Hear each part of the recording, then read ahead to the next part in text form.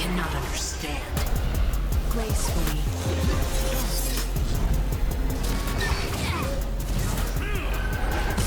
It's already over.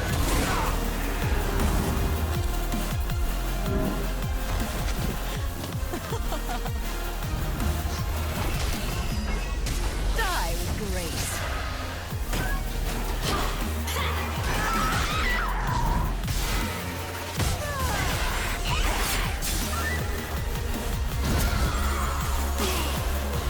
Don't care much for your kind of wisdom, Yi.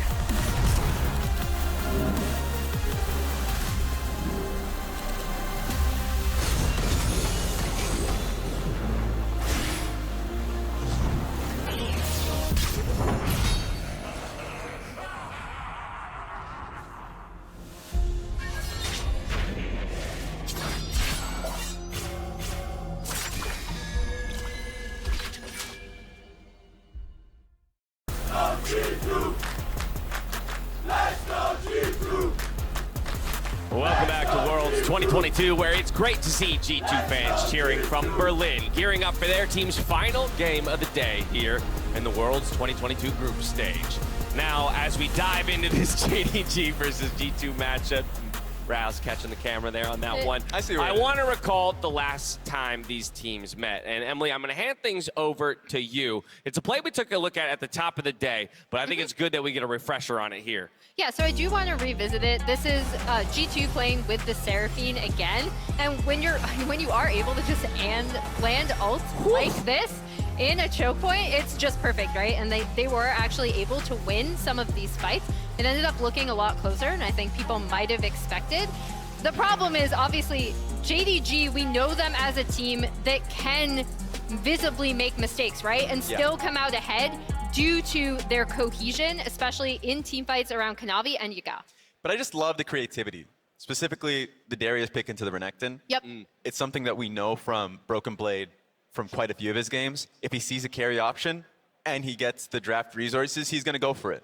And I think plays like that are rewarding. So I want to see more of that. I want to see, especially now that they have that liberty of just like going for it. Just kind of start swinging and making a point to the fans in Berlin, of course, fans back home that are watching in watch parties, that they were strong and at least have that last hurrah.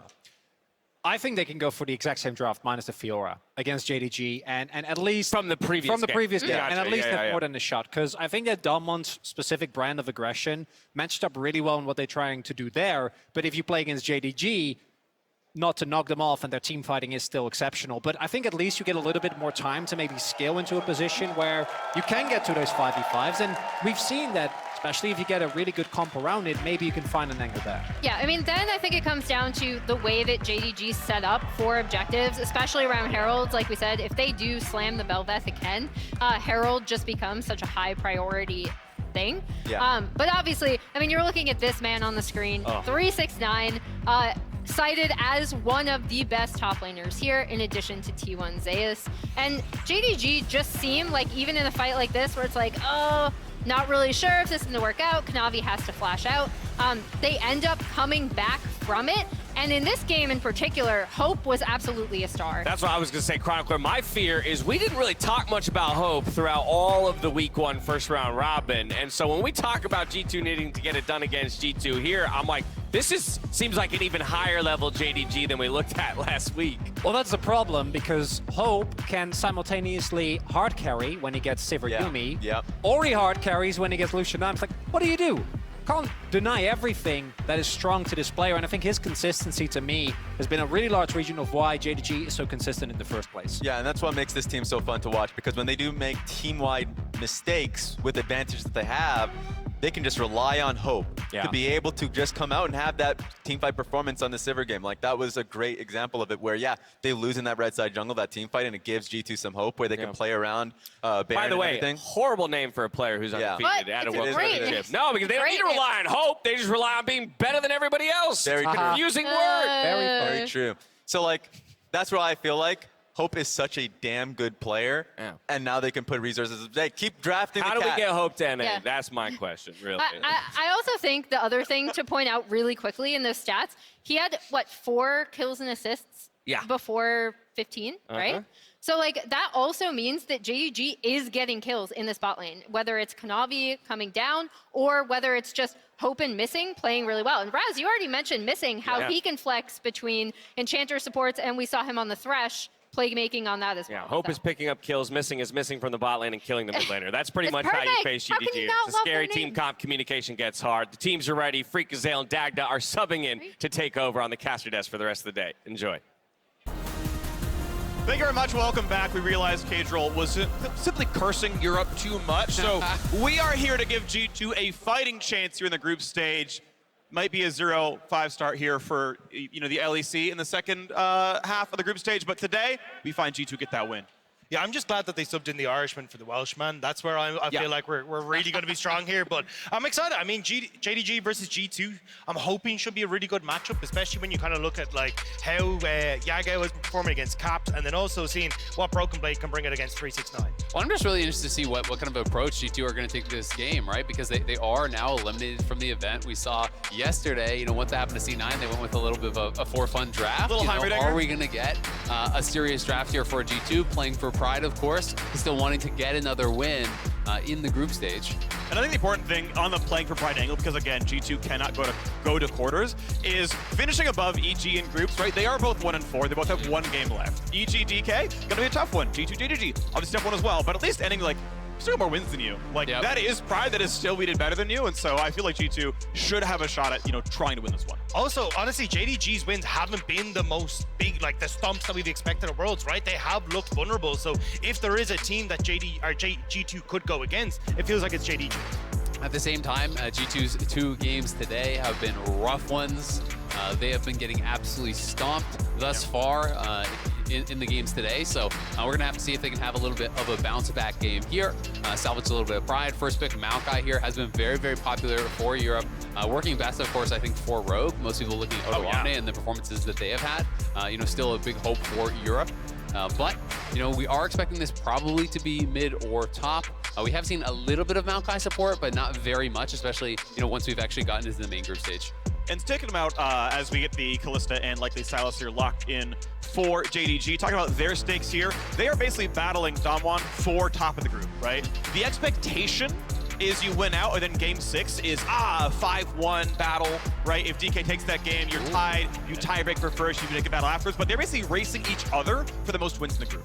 Absolutely, and I actually really, really do like the pairing with the Graves. I do think when you're gonna go Maokai top, you want to have some sort of a heavy damage pairing on the top side, right? So that you actually can have a little bit of setup. When people are doing these double tank, jungle tops, I just don't think you actually have the damage to kind of punch through. This makes it pretty risky for any sort of a carry top answer that 369 might want to go towards, because then you have the lockdown from the Maokai, you have the damage that's going to be brought in there by the Graves as well, and it gives you a pretty strong top side. And I think especially when you look at how short range the composition that JDG are going for here is something like a Maokai setting up for Graves, even for the Akali as well, is going to do really, really well. But we'll have to see now as JDG go towards a hyper-aggressive bot side. I expect Kanavi to be playing very heavily down here to make sure that this Kalista and Renata can't pop off. Absolutely, and now they can even throw a couple more bans down towards Flakked and Targamas, right? Because that is the expected last 2 that they have to draft. Theoretically, it could be Maokai support, but I'm working under the assumption this is a Maokai top. Throw a couple more bans down there, try to weaken up that G2 bot lane, and really look to punish here. Draven taken away as kind of that big early game answer, but Senna, Yuumi, Caitlyn all off the table. They can go to something like a Felios or whatever, but it is very vulnerable how strong this lane can be with Renata and Kalista, and it's one of the big strengths. We heard them talking about it on the desk, but Hope really impressed me so much because he can play all the hyper scaling carries. He can also dominate with these early game picks as well, and it's given JDG such tremendous flexibility throughout the LPL. And we've even seen it at Worlds as well, right? This is his 5th new pick as well at the World Championship, and that's been paired with something unique as well in Missing. This flexibility in the bot side has been a big standout performer, but we're still seeing Hope having these pop-offs like the desk was talking about earlier, so we'll have to see exactly how they want to try and play around this. This is a bit of a Kanavi special if he wants to go for it, but Kanavi has been a main stage carry for JDG. Highest goal per minute, highest damage percent of any jungler at Worlds, at least at the start of the day. I think we're getting Renekton on 5 then. Yeah, we are. There we go. We're going to get the Renekton Nidalee, so they don't even care, man. They're just going to slap it down. We'll have to see how it can work out because Renekton Nidalee is about as early game as you can get. Renekton, Nidalee, Kalista. This is a game that if G2 can survive the early stages, they massively outscale when you're looking at Graves, Maokai, Tristana, Rell, all these picks that are going to be very, very strong in the later stages of the game. It's going to come down to execution here for JDG. Obviously, we saw Nidalee come out once already. Inspired did run it against G2. It did not look good whatsoever. But this is Kanavi. It is another beast. And this is 369 Renekton, which is so terrifying. 369 in playoffs on Renekton. It felt like anytime he locks it in, it's a guaranteed solo kill. And it feels like at the moment you really want to try and get Missing to be working alongside Kanavi as well, right? So it feels like trying to push in on bot side, then unlock Missing so it can actually play with Kanavi, set up for that vision that JDG have been so good at doing all year long. It feels like that's where they're going to be trying to support Kanavi and again see if they can go for those dives on top side. And while it is a bit of a surprising pick to actually see the Nidalee slap down here, Kanavi is not shy to stray away from the meta. This is a guy that was bringing out Morgana when no one was playing it. He's bringing out the Bel'Veth when no one was playing it, and now bringing out the Nidalee here. And you have to wonder, are they trying to bring this out against G2 to make Damwon worry later on, about these picks, to make future opponents worry about the possibility that they could go full on early game and just run you over? I think it really could be helpful, coming into that BO5 stage for the drafts, but they have to be able to execute on it. They have to be able to make it look terrifying here against G2 if they want people to respect it later on in the tournament for pick and ban. And I think it's great to see Kanavi kind of going back towards this style, right? We kind of talked about in the LPL in summer how he'd shifted to playing more towards his lanes, more so than what we'd seen in 2021 or even 2020, the last time JDG were at the World Championship. But now we're getting kind of go back to that 2020 style where in spring he was a big Sylas jungle player, the Nidalee jungles, the Graves jungles. It feels like Kanavi's getting back to that position where he can show what he is worth and how to play carry from the jungle. Oh man, I love the banter. Jankos in all chat. Damwon Nidalee, wow. Jankos with all the Nidalee memes about himself as well. But will be a scary one. I mean, definitely, if Kanavi can really push the pace here, this could be terrifying. He is playing Electrocute, so definitely going to have the early game burst here potentially. I'm interested to see, how much it's going to be about, looking for the invades and looking, to try to steal away those camps. Alrighty, well, keep in mind there's a Prime Gaming giveaway, 150,000 RP to several lucky fans every single day of Worlds. Check it out. The lower third down there. Get in, get your free RP. If you get lucky, would be pretty nice. BrokenBlade spotting out what might be an invade, but just sees that 369 is only spotting the jungle start. We'll try to see what Jankos is up to. The sweeper is on, missing will. Yeah, be able to get the 10 gold shared over, they get the XP.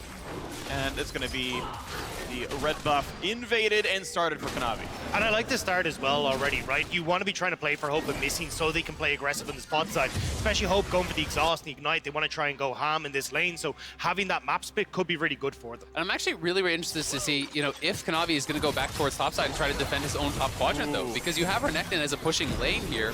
And you do have Sylas, pushing through mid. So he's actually going to retreat back to his own red and go for the drive-by gank onto Caps. Caps wants level 2, though. Doesn't get enough minions to make it happen. There we go. Finally has maybe a shuriken flip. Is he the energy? Out goes for the stealth. And he will stay alive. I just think this is such smart pathing here from Kanavi. Yeah, you could play split map, but you want to play to the side of your Renekton. You have a pushing lane top, as BrokenBlade's likely going to have to recall here. 369 was proxying the wave you can see on the mini-map.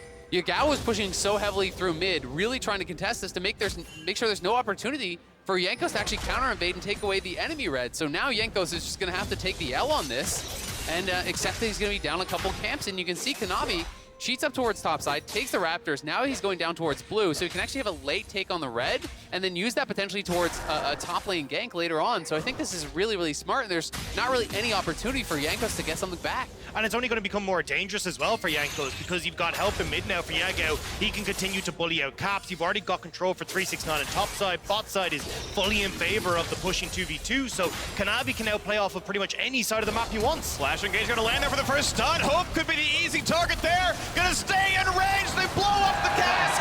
And it's first blood into a jump. And missing, might be missing his entire health bar. Stun's going to land. Another rocket jump available, but still, it's going to be the 2-0 start of the bot side. And that's just a sloppy play from Hope and Missing. You know that Jankos is on bot side. He got spotted out by all that vision you put down early, but staying around too long trying to crash that wave, and great punish from Jankos to get in there. Yeah, great punish from G2, but I agree. Very, very sloppy stuff from JDG. That was literally warded out, right? Like they saw that Graves, they have 3 wards actually in the enemy bot lane. They have now expired, but they should know exactly where Graves is. They knew he didn't go up towards topside, so Pretty shocked that they just played that disrespectfully to the enemy jungler, and now you give over a couple of easy kills here, one to Jankos, one towards the Tristana, and now they're not really even behind at all. You know, they're looking really, really good. Oh, that was so nice, though. W flash into Crashdown is, I mean, that's just really good by Targamas. Yes, they should have been autoing him, but that is honestly perfect play from the G2 support. Yeah, it just feels very, very strange here that you're not expecting that to come through. You've already got the wave crash. You could have just reset, gone back, spent your gold, and come back in. But now, kind of giving over that pressure on the bot side, I like that Targamas immediately tries to help out mid as well, because just trying to correct some of these lane states can then make it very difficult for Kanavi to actually have the support he needs if he wants to try and keep Jankos in tow, especially when you see that CS discrepancy in the jungle. Well, yeah, I mean, there's a big CS discrepancy, but Jankos is up gold now, right? Yeah. Because he actually got gifted, you know, a pretty free kill there and the assist, and Jankos right down towards bot again. X-Flash coming in, they're going to go for this. He's going to get the flip back into the stun, into the rocket jump, the combo they wanted to go for, and Hope is certainly going to die. And can they get a bit more, though? Gets the rocket jump to push in for the next one. There's the reset, and missing. He's going to drop a double kill in for Flakked.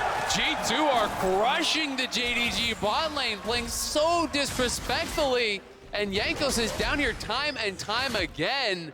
G2, 1.3k gold ahead here, only 5 minutes in. 3 kills on the Tristana, full 1k up on Hope. Oh, that's BrokenBlade with no agency left. He's got no he's mana. dead. He can get his passive and a grasp off maybe. But the Kanavi jump in. They're going to find the stun and the javelin and everything they possibly need. He can't even drop Fragger without mana to cast spells. The flash javelin to stop the recall gets him a kill. Finally, JDG gets something back, but I don't like watching angry G2 because they are looking so good at the moment. And the fact that they're playing around this Tristana on the bot side as well means that it becomes very difficult now for Hope and Missing to have pushing that bot lane. They can start to put pressure on towards the tower, start to get plates, and even if you want to look at Rift Herald as well, having this pressure on bot side is fantastic. I mean, they just need to start playing with some respect towards Jankos. You know, Hope and Missing are not paying the respect over this Graves that he does deserve. You have Nidalee getting deep wards. You have Nidalee invading constantly, taking away the camps. You should be able to know, you know, where that Graves could be to play a little bit more carefully around that. And you can see as a result now, G2 have a great way into this game. They are only 200 gold ahead, 400 now, excuse me. But it's a massive Tristana this early on, and Flakked will have the opportunity to carry this game. And that's where I start to get a little bit worried as we go Caps and YaGao. Well, that's an Akali ulti taken. Can he fight? Yes, Sweeper's gonna spot where he's moving. R2 is free targetable. Doesn't go for any more. I don't know if Cap's gonna be able to flash it and lock onto the tower, but doesn't go for the play. YaGao just about out of mana there as well. You'll see he picks up a little bit there, so we didn't have to follow up any sort of ability after he got in for the perfect execution, so decides to call it quits. JDG though, using that pressure in mid, now moving down over towards this dragon. Well, now you're going to go for it. JDG somehow managed to have enough control over the bottom side to grab first Drake of the game. And we're still a minute away from Herald to spawn, so it's time for supports to recall and walk over.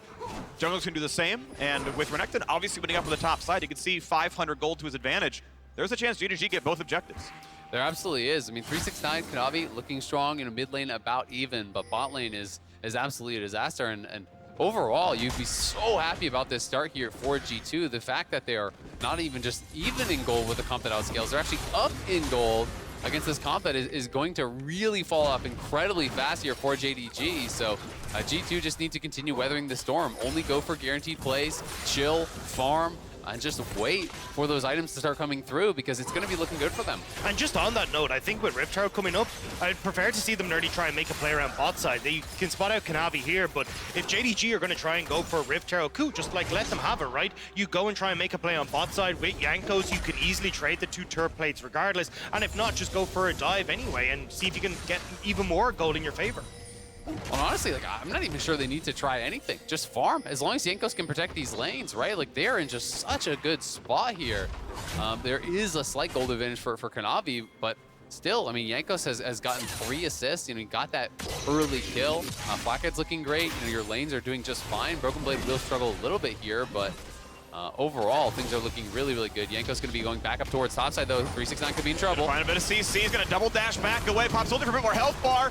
Gets the empowered Q, and now with Kanavi behind him, he's going to be okay. I don't think BrokenBlade can get any more CC down. That is an ulti for an ult. The TP back in. Everyone's going to be okay. Well, it could give G2 prio towards his Herald, but here comes Kanavi. Oh my god, that burst. I mean, you're going to get the trade on bot side here for G2, so as long as they delay JDG on this Rift Herald, you can see Hope and Missing have already moved up to the top side, so you're just giving Flakked time in this bot lane turn. The Tristana will happily take this, so still you are going to be trading relatively effectively here as G2. Absolutely, I favor this trade for G2 pretty heavily. If you can actually get that second plate, solo gold onto Tristana, it's going to be close if that goes down or not, but it will be the Herald on the top side, and again, they're going to look for 369, who has no ulti, but will be able to walk it out. Right, that was Red right there on Jankos' side, as there are still 4 top side, and this could be the entire tower dying. Just got some alone time, but yeah, that actually could have been a pretty good Sylas combo. Jump in, land a stun, ulti would nearly kill. But if they want to summon here with 4 there, well, with Caps walking up, looks like maybe there's no play. This is the chance at a 4v4, and they don't go for much. I'm surprised to see them commit so many resources up towards that top side, though, for G2, right? You'd already cleared the wave. You had your wave pushed into mid. Caps could have tried to get a turret plate for himself. Instead, now, we're having YaGao trade those plates on the bottom side, getting kind of an answer for what Tristana had already taken, and now you're putting Rift Herald top. Yeah, I mean, they really want to push for this tier 1 tower, for this first tower here, to try to, I think, force G2 into taking some sort of a fight. They want to fight. Triss right behind them with a Kraken Slayer done at 940. Targamas would love to find a flash W. You can see Hope's early flash. Targamas, he really wants some kind of engagement. This is not going to happen. Pretty much anything that he picked on would have died to Triss with a full combo, but it's going to be a bot wave dying to bot lane tier, to the bot lane tower, and top lane tower itself dying. Yeah, and Caps actually roamed up as well. YaGao, maybe able to get a plate off of this. We'll see if he feels confident to actually step forward or at least stay in range as this plate does fall. But that's a plate bought for YaGao. Then he comes mid, pushes that in, gets the plate there as well. So, YaGao getting about a kill's worth of gold over this last minute. And that's not even including the first strike that he has there as well. So he's going to be very quickly accelerating. You can see there, just on the left-hand side of your screen, 4,000 gold for YaGao. Quite a substantial amount, 600 gold over Caps as well. I mean, Flakked's leading the charge, so he's definitely going to be the one JDG need to be worried about, especially if you start to get more of these turret plates. Oh, Kanavi over the wall spots one. Does not land on Targamas. Good sidestep there as the turret still takes its shots. We are still pretty far away from turret plates dropping, and Flakked again.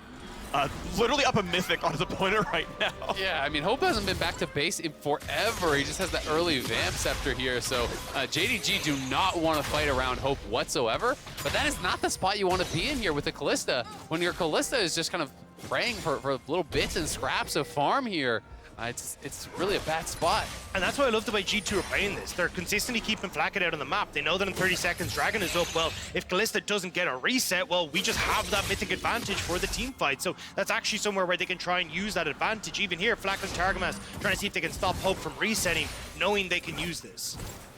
No chance they want to walk away from the top lane right now. They love to get the turret to kill. See if they can deny any farm down there. Only a 6 CS difference among the top laners. So those who actually shoves the wave in. Broken will have to get his back. A pull in, not bad. Targamas half HP. But now with handshake down, Triss should feel safe. But Flakked, I don't know if he doesn't know where Nidalee is, but he is unwilling to attack a tower while up a mythic. Well, no, and they actually spotted Nidalee on the bottom side because he was actually scrapping with Jankos. So they did know that Nidalee was down there. He's now Doom Dragon, on the scuttle here. But definitely Flakked playing, pretty carefully, to say the least. Caps stepping forward, does have ulti advantage as YaGao spent the stolen ulti there, but will be likely looking to reset. And JDG, I think, really have got to continue playing the objective games, stacking these up as fast as possible, but it's a stolen dragon. Jankos huge! That's going to buy him a lot of time if it is going to be a race through the early game. Doesn't get hit by much more. Might have to ulti to get away. Actually, it's the E back regardless, and it's just out with a Drake steal. Beautiful. And it looks like the smoke screen was really what made the difference there. Drops the smoke screen on the Nidalee, so he loses vision of the dragon, and now Caps looking for the kills. Dives in for a lot. Missing could be the target. It's a nice ulti across to buy space. Professor Flash away has a blast plant, but Caps still in the chase. Auto Q might kill. Auto Q. One more is going to get him for sure. No, the shield. But they're not going to get him back in time. The bailout, I don't think it's going to happen. There's one, and they're chasing in for the next two. A double kill in for Caps, and Jankos get the second. JDG commit to try and save Missing, but G2 were there and waiting. Targamas with the engage sets up a massive play for G2. That is so much gold going over in their favor. That's a huge play for G2. Going to be looking really, really good in this game now. 13 minutes in, and you are down gold still with Kalista, Nidalee, and Renekton. And Tristana pushing for free up on top side. So now the gold lead just going to extend that much further here. Flakked going to be able to take another plate. has a couple thousand gold to spend. He's 1,700 gold ahead of Hope. It's brutal. And this is what we were talking about for JDG, right? Oftentimes they just kind of see blood and go for it. And this was where they kind of took that step too far forward, trying to get on towards Jankos. It's a good answer from Caps coming in here off the reset, and trying to save Missing was just that way much of a step too far. Missing goes down. There was no need to try and commit for this. And the second they do, Targamas is there and ready. It's just been a lot of weird fights here from JDG, if I'm going to be honest. I mean, they knew that G2 was around. The Graves ulti had already been spotted. The sweeper is used there, to actually remove the vision from Targamas. So they know everyone's there. They have the information, but they just elect to opt into these fights, and they're just giving no respect to G2, and they're getting punished. And that's why JDG have always kind of been a team that even in the LPL, although they had the highest series win, their game score was a little bit of a muddy mess because they'd have these games where they would over-aggress, they wouldn't respect their team or the opposition, and would end up giving over a ton of gold, a ton of opportunities in these early stages. It's the mid game where they could start to bring it back, but I mean, the gold is still relatively even. And it's done though. Kanavi here now as well as Caps jumps backwards, says, you know what, now I can fight you. You don't have the cooldowns left for me. Bugs around, tries to find it, nearly the kill, but Caps, he overplays in the 1 versus 2. But here comes G2. BrokenBlade is here. He's TP'd in. Kanavi's going to be in trouble. Quick heal. There's the ulti. Flashes the root him up in place. Knock him forward. BrokenBlade finds 1 kill, but he's under the tower. He's going to flash in to be 1 for 1. There's no way YaGao doesn't get him here, right? At this point, he's going to get the slows, getting the rest of the abilities. So BrokenBlade burns his flash to trade equal gold, but in the bot side, Flakked knocks down a turret. Yeah, and his teleport as well there. It was a really nice stolen Tristana ulti from YaGao to make sure that it was a one-way trip, just ulting BrokenBlade back even further there. YaGao getting paid off of that. 2 kills back-to-back. Caps tries to get really aggressive here. Does end up paying the price. YaGao is really like the only character, that can kind of scale very well here for JDG, arguably Missing as well. So there is going to be a lot of pressure on YaGao to get things done in this game. And I agree with you, Jagda. It is more the mid game, the late game where JDG really do excel. But the problem is the compositions in this one, right? The compositions are so heavily in the favor of G2 that if G2 can play, relatively evenly throughout this next 10 minutes, it just should be their game. Caps gets the grab with reinforcing to the Krugs. They will not go for any more on the G2 side. Not sure if they had any vision, but it doesn't matter. It is going to be the second Herald claimed here for JDG. Minute 15 to go until the next Drake spawns. It'll be either team's first Mountain Drake. And we're gonna watch that 1v2 from Caps again. Nearly kills Kanavi, doesn't work though. Yeah, I mean, nice opportunity here for Caps to try and turn around, right? Realizes that there is no cooldowns left available, but just ends up going that little bit too far forward. This turret shot and the damage coming through from YaGao off the passive auto attacks was just that little bit too much. And G2, this is a classic thing that we see from them in LEC, right? Where they will TP, try to commit to a play, catch people off guard and start to snowball these leads. But unfortunately, BrokenBlade gets pushed underneath the tower and ends up giving over another one back in favor of JDG. Yeah, the stolen Tristana on ult, very clever there, just knocking BrokenBlade in.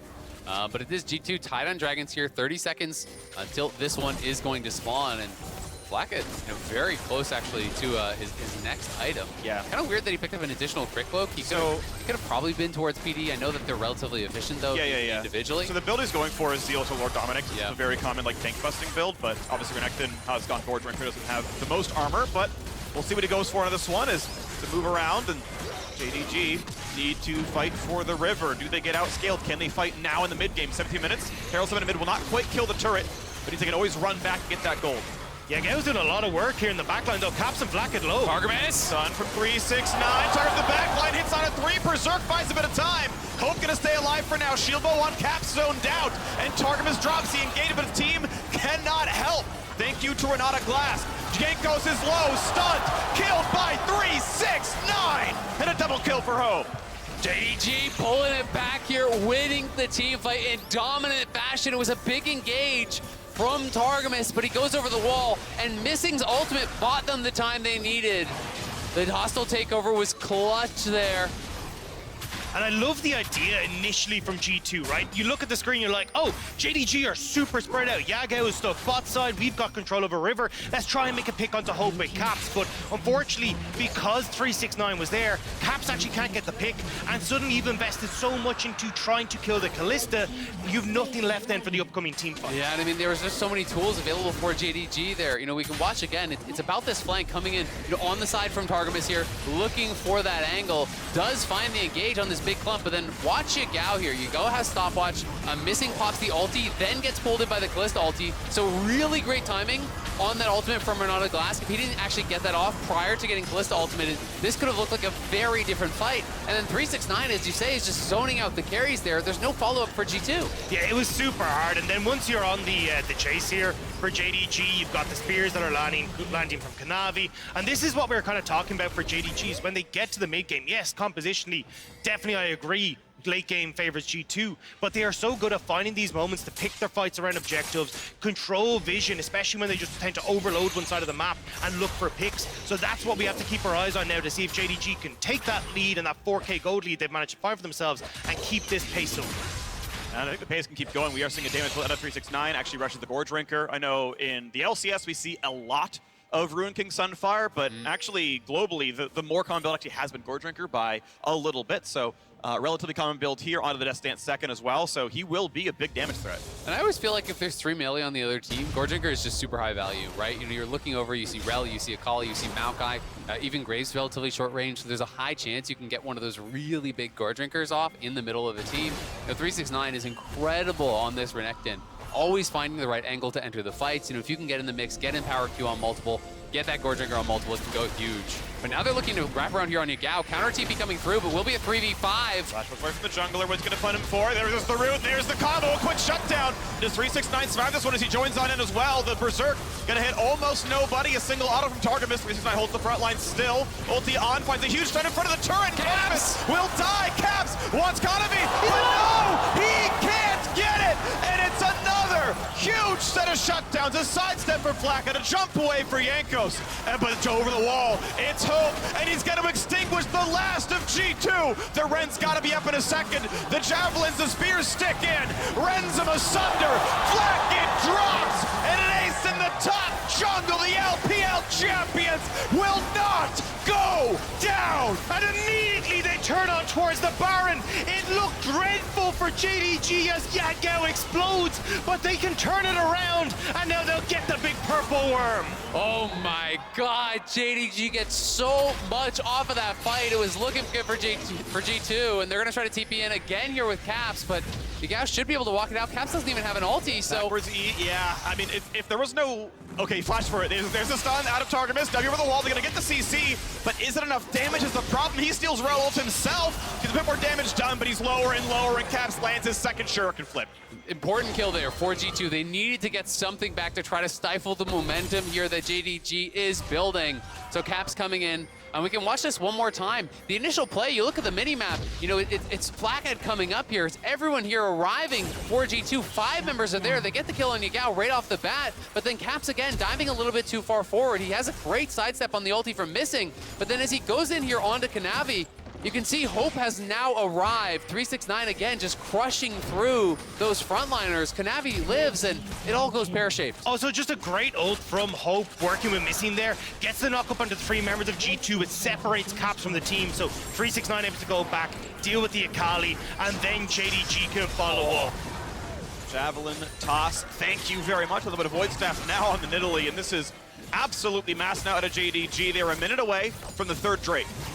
I mean, at the end of the day, Flakked's lead is now gone, right? He was enormously ahead earlier in the game, and he's now down about 500 gold individually to Hope. So the advantage is no longer there whatsoever for G2, and they're just going to have to hope they can hold on somehow, some way here, as JDG are pressing and pressing heavily. Flakked then pushes lead. The top lane at 10 minutes was Kraken Slayer to Vamp Scepter. Handshake is put on cooldown, and he's like, I can't hit the turret. What if he auto-attacks me? And it's like, dog, you win that 1v2, and just did nothing. G2 did not push their lead ahead, and now you got this game with 6,000 in JDG's favor, unable to use Flakked's lead to get ahead, and JDG about to just crush him with team fights. But the bright side for G2 is they still do have that incredible scaling if they can try to slow down the game a little bit, play through sides with their soul laners. You can see Caps heading up towards top side here, looking for that tier 2 potentially. Well, who's to mid? deny the wave. No one is mid right now. Flakked and Targamas get zoned out, so they're going to give that up, and they're going to lose the tier 2 bot. It is against the Baron buff, of course, but never something you want to see as a G2 fan. No, especially when they had, you know, members that could have tried to move around, but the fact that they managed to zone Flakked and Targamas up on the top side now gives JDG access to mid, to bot, to Dragon as well. And I mean, JDG just playing out the map state better right now is 369. Oh, he's taunting them with the recalls now. Wonder by Branches Veil with the smoke. We don't quite land it though, so it's going to be a red buff taken away. Cleanly done. There's the third Drake for JDG. If it wasn't tough enough already, Cap's about to find himself dead. Jumps as far away as he can, but Kanavi lands the javelin toss, 3, 2, and 7. The spears are heat-seeking in this one. Kanavi making it work on the Nidalee, and JDG continuing the push. They're shoving down bot here with 369, who is going to be doing really nasty things in this 1v1 at this point. Yeah, looking for a bit more there is BrokenBlade going to find himself a route. He's trying to run away, and the rest of the team going to zone out the reinforcements, so he will indeed live. But no mana has to regen onto the base, and with Caps dead as well, this is 5v3. Look at middle inhibitor. I mean, they'll be able to get middle inhibitor. 369 is push on bot, so they can just send themselves on over towards that one as well. I mean, G2 crumbling now. We were talking about JDG being behind, but suddenly we hit this mid game, they get that slight lead, and they are powering home. Well, and we're just seeing the difference in team fighting, right? The difference in coordination. JDG, you know, just outplaying in these 5v5s. You know, G2 did have some really clever pathing and were able to punish some mistakes early on from Hope and Missing in particular, who really got put way down, you know, by some great ganks from Jankos. But, you know, not been able to kind of hold even in some of these fights. And it's been some near misses at times that have been the difference, to be fair. You know, Caps chasing a little bit too far in bot lane, not able to kill Kanavi. Then again, on top side by that tower, trying to take down Kanavi, not able to get those kills. It's been these slim margins that have turned into great leads for JDG. And it's been a similar story to what we saw in JDG versus EG, right? Where EG get these early leads in the bot side and Kanavi goes, right, I'm just going to hyper-focus on this top side. Gets a big lead in the CS for himself, manages to play around 369, gets YaGao into a decent position, is still picking up Rift Heralds as they go along, and suddenly that's enough to just get JDG that slight edge, buy them space and time where the gold leads relatively even until they can get to these later Dragon fights, and that 5v5 explodes. Well, and you just look at the top lane now, right? Check out the itemization difference between these two top laners. That is a 5,000 gold lead between those two individuals. 4-3-6-9, who for me is the best top laner in the world. I think this guy is truly unmatched up there and is showcasing his power in this game. You know, has the early 3 items, working towards a 4th year already, and he's going to be so difficult for G2 to actually deal with. You know, he's tanky enough with the Death Dance, Gore Drinker, and Randuin's that you can't just burst him down, but you also can't ignore him. Well, they're going to try for a little something. They don't quite get the stun as Caps jumps to melee range. 369 pretty fast in the slice. And that means for G2, no dice. I mean, it's a nice attempt from G2. Maybe if you can get him, you can start to put threat onto the tier 2, maybe onto the base for JDG. But now with that, this is the downside. You've committed so many members to bot side. JDG get to keep pushing top side. They're getting vision control for Baron. And now it becomes nigh on impossible for G2 to actually try and contest this. Poke ult out of YaGao, doesn't do much with it. But now it's a handshake, that's got to be a death. Jankos is burning. A little bit of health left, but I think the Ignite will kill. Last tick will not survives with a sliver of health. That's actually really important because the Baron is spawning here, so you know, if he goes down, JDG would have certainly just started that right up, but they're going to anyway. 369 has actually TP'd in. They're going to start this on spawn. They know Jankos needs to walk back out of base, and there's no vision for G2, so they have to slowly encroach in. It's going to be too late. Going to march into a 4v5 with already 3k health left on it. You've got no smite. There's only a fight to be had at all, and they're in range. They don't get the Baron, but they sure as hell get themselves stunned. G2 are too late to do anything but watch their teammates die. 1-0 so far. 369 in for a second stun. Javelin's gonna land. Targamas buys a second, but it won't be much more than that. The second death is already there. Make it a third. Caps is here to serve himself up as well. He's got nowhere else to go. A triple kill for Kanavi. Then Jankos nearly died in the base, but now just sees he's got no one left to help him. JDG will TP down to the bottom side. With the second Baron, they will look to close out this game. Down to the final turrets, the final nexus. JDG will go for 5-0. The fight for first place in the group. The only way they could lose that is if they get forced a tiebreaker. They have complete control over their own destiny. So far, undefeated at the World Championship. The LPL champions, one of the favorites to win the entire thing, have still not dropped an entire game. G2 can watch the end of their tournament lives, a 1-5 record. The winless week for the LEC sadly continues. Their hopes rest on Rogue, and JDG still first in the group. Just such an impressive comeback here from JDG. They draft full early, they get behind, and this is one of those games that started to smell like an upset, started to feel like, hey, G2 could actually take this game down. Really were in a position to be able to do it, but it's the team fighting from JDG that really pulls them through. They dominate the 5v5 at the Dragon. They outplay in what began as the 3v5 up in top lane, and after those couple fights, they really took hold of that lead and never let it go. I just love how JDG fall behind and they're like, I got them right where I want them. Every single time. We saw it against top esports twice in semis and in finals. Now we get on the international stage as well, where they'll have these points where they fall pretty decently behind. But still, when this mid-game comes around, the team fights come around, the opportunities to find picks, and always just keep that gold lead within touching distance, thanks to Kanavi, 369, YaGao. And when we get to that later point, it just feels inevitable that they'll take over. And I feel bad for Targamas because he played the first 5 minutes of that game, I think literally perfectly. Every engage was massive. The flash knockback and a stun.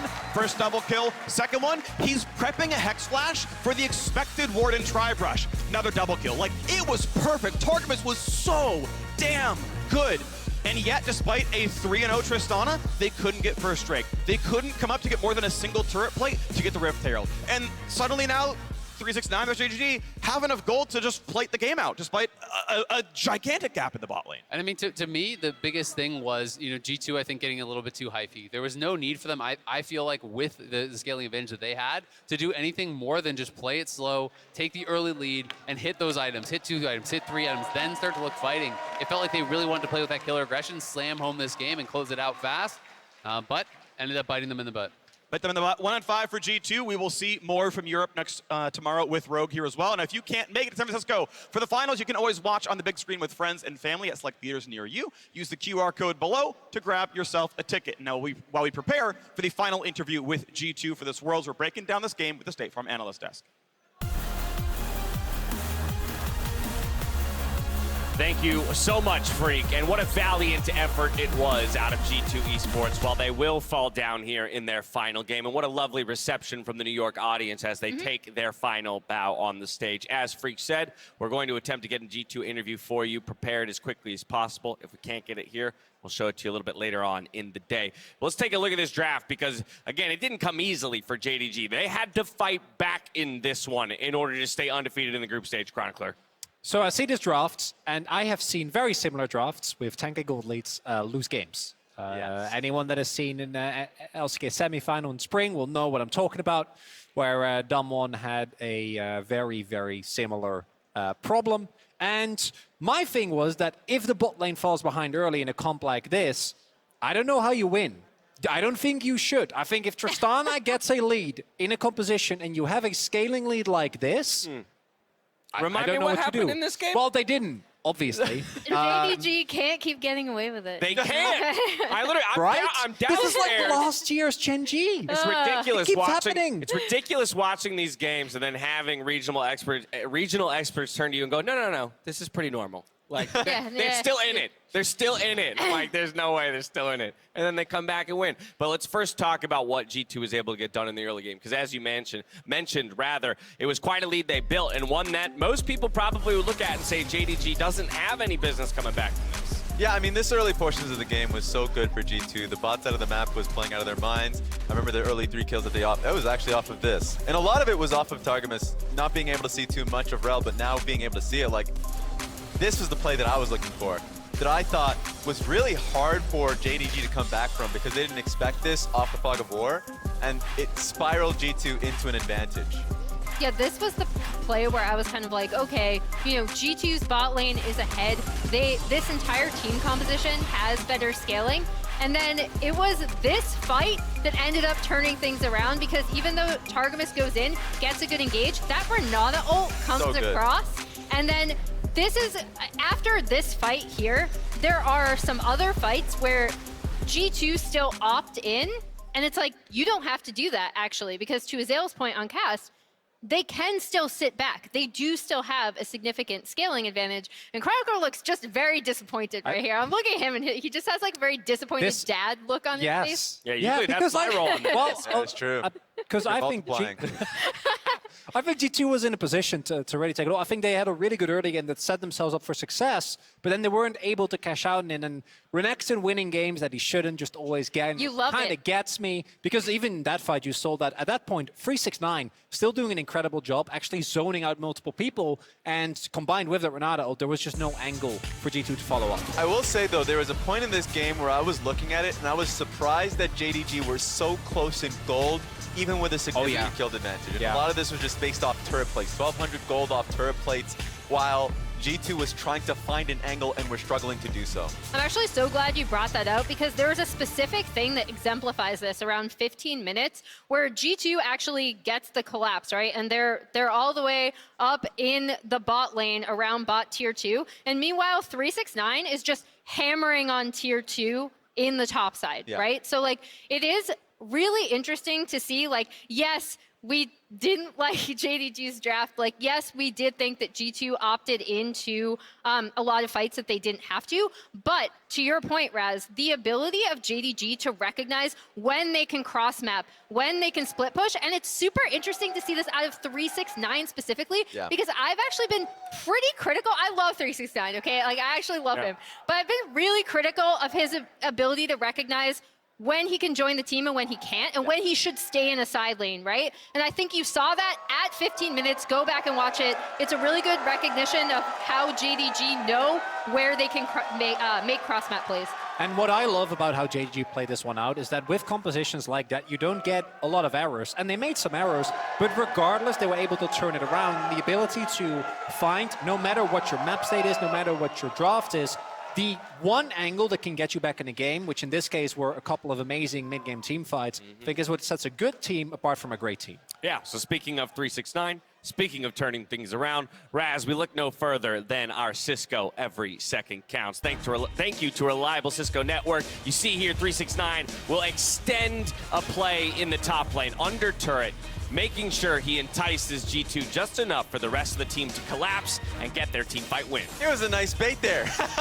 Just right on that fishing hook. And I think the Renata also helped out, because G2 were trying and hard forcing the dive, and he was keeping them interested. The collapse came through. Well done from 369 to buy that time.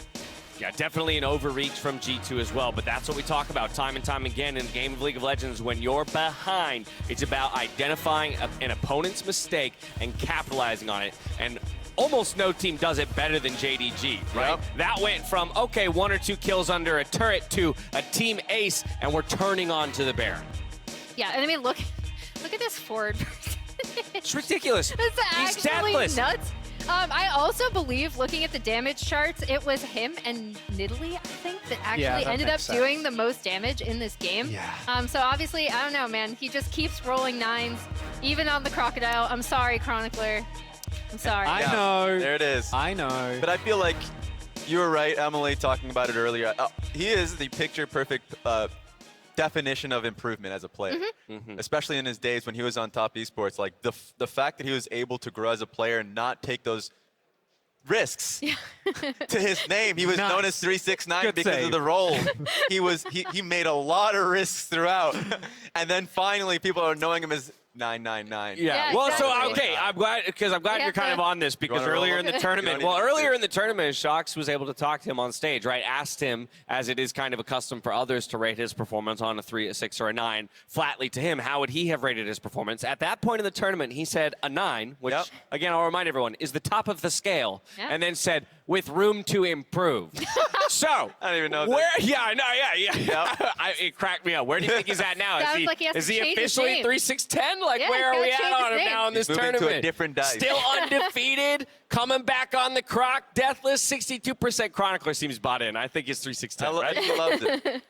I'm not a fan. Not I'm a not fan? on board. Not a I'm not on fan? board. You can do better. You're only you can do better, Dash. you're only not a fan because you know your team has to go up against them later, and this JDG still looks like an absolute monster. Raid boss here in Group B. Now, as we promised, later on we will hear from G2's BrokenBlade on cooldown, so stay tuned for that. But on the other side of this break, we got Evil Geniuses. They have a diabolical opportunity to dash the first place hope to Damwon Kia. We'll see if they can get it done. We'll see you back here in just a bit.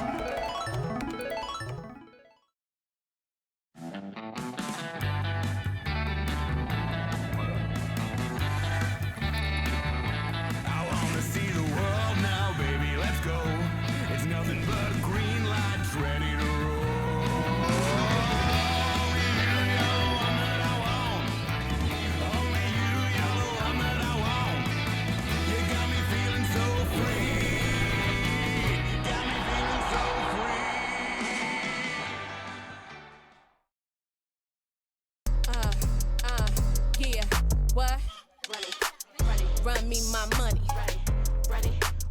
Run me my money. Run me my money.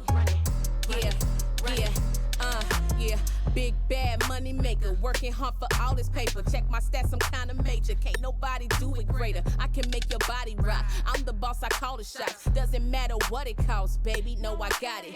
I'm forever popping like the hot grease in the pan. Gotta make them understand. I don't never need no man. I'm a INDEPENDENT chick. Yeah, you haters think you slick. Got it all, never fall. I'm the one they always call. Spend a stack up at the mall. They say I'm the greatest, y'all. I bring all the flavor, yeah. I bring all the heat. If you ain't trying to get money, baby, you can have a seat, yeah. Run me my money. Yeah, run me my money. Run me my money. Run me my money. Run me my money. Run me my money. Run me my money.